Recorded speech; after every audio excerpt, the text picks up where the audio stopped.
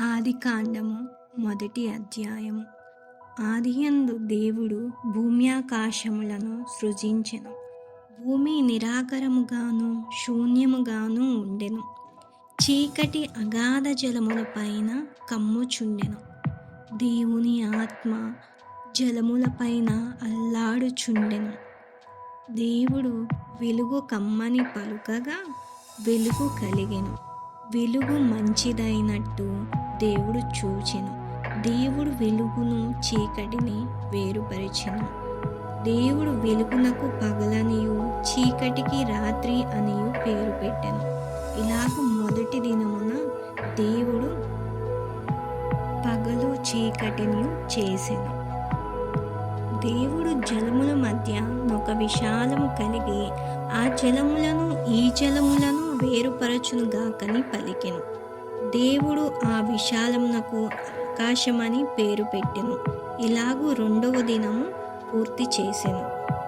దేవుడు ఆరిన నేలకు భూమి అని పేరు పెట్టెను.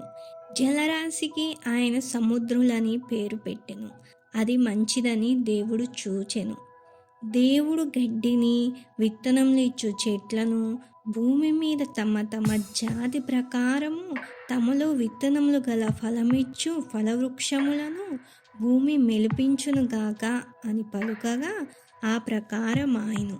భూమి గడ్డిని తమ తమ జాతి ప్రకారము విత్తనములు ఇచ్చు చెట్లను తమ తమ జాతి ప్రకారము తమలో విత్తనములు గల ఫలవృక్షములను మొలిపింపగా అది మంచిదని దేవుడు చూచెను. ఈ ప్రకారము మూడవ దినము సంపూర్ణమాయెను. భూమి మీద వెలుగిచ్చుటకును అవి ఆకాశ విశాలమందు జ్యోతులై ఉండుగాకనియు పలికెను. ఆ ప్రకారం ఆయను. దేవుడు ఆ రెండు గొప్ప జ్యోతులను అనగా పగటిని ఏలుటకు పెద్ద జ్యోతిని రాత్రిని ఏలుటకు చిన్న జ్యోతిని నక్షత్రములను చేసెను.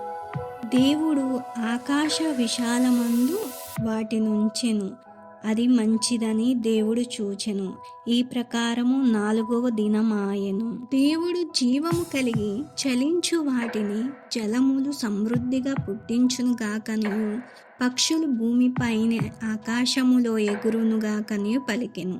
దేవుడు జలములలో వాటి వాటి జాతి ప్రకారము జలములు సమృద్ధిగా పుట్టించిన మహామత్స్యములను జీవము కలిగి చలించు వాటన్నిటినీ దాని దాని జాతి ప్రకారము రెక్కల గల ప్రతి పక్షిని సృజించెను. అది మంచిదని దేవుడు చూచెను. దేవుడు మీరు ఫలించి అభివృద్ధి పొంది సముద్ర జలములలో నిండి ఉండుడనియు పక్షులు భూమి మీద విస్తరించునుగాకనియు వాటిని ఆశీర్వదించెను.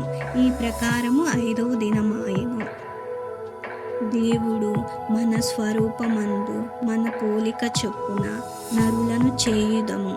దేవుడు తన స్వరూపమందు నరుని సృజించెను. దేవుని స్వరూపమందు వారిని సృజించెను. స్త్రీగాను పురుషునిగాను వారిని సృజించెను. దేవుడు వారిని ఆశీర్వదించెను. ఎట్లనగా మీరు ఫలించి అభివృద్ధి పొంది విస్తరించి భూమిని నిండించి దానిని లోబరుచుకోండి. ఈ విధంగా ఆరో దినము సంపూర్ణమాయెను.